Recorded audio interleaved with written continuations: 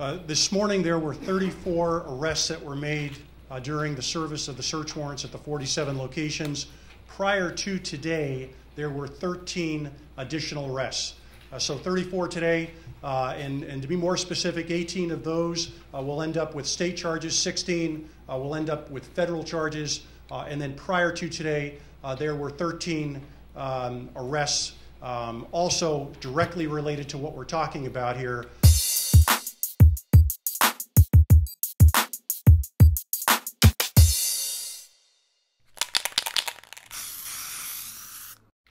We, over these last 7 years, I think, have proven time and again the wisdom of that approach, the partnership, the cooperation, the seamless interoperability with our federal colleagues.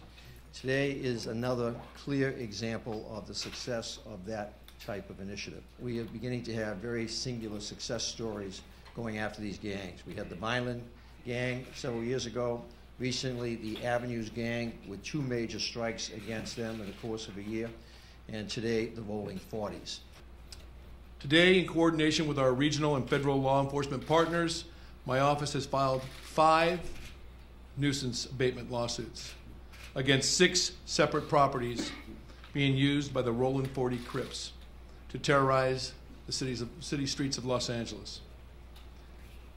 The gang has used these houses and apartment buildings as their base of operation to sell drugs, to stash guns, and to intimidate the surrounding neighborhoods.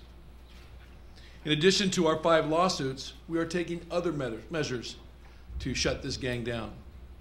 We are meeting with 14 owners of properties in the area to educate them and assist them in eliminating gang activities, which means we're going to tell them that this is not going to go on anymore in their property, and they're going to have to take affirmative steps to stop it. My deputies are also sending notification letters to the owners of 6 additional properties, advising them that the law requires them to evict the tenants involved in this type of illegal activity. For each of the properties we have targeted with an abatement action, this is what we're looking for. 1, we're looking for an injunction against the owner seeking comprehensive physical and managerial improvements to rid the property of gang activity. 2, we're seeking stay-away orders with a minimum of 250-foot buffer zone against 8 gang members and associates named as defendants in our lawsuits. 3, we're seeking civil penalties of $25,000 against each defendant, including the named gang members. And 4th, we're coming to seek attorney's fees and recoupments of the cost incurred by law enforcement in conducting these raids. It will not be cheap if you insist on engaging in gang activity. The battle that occurred today and the victory that occurred today affects the lives of both the employees of the Urban League as well as the other stakeholders of South Los Angeles in particular.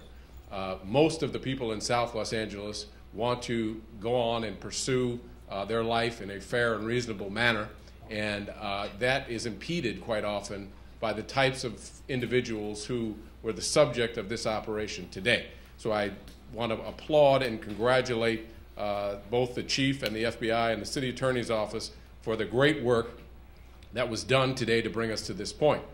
A future gang member right now may be dropping out of Dorsey High School or Locke High School or Fremont High School, and we can prevent these kinds of situations that we face today. As much as this victory is important, we can prevent them from ever happening by intervening in the lives of these young people. And that's what the Urban League is dedicated to. And I want to thank Chief Bratton and the city attorney and the FBI for committing themselves and recommitting themselves to that effort today. My thanks again for your leadership on this, Chief. It is truly appreciated, and the residents of South LA will be better off tomorrow than they were yesterday as a result. Thank you.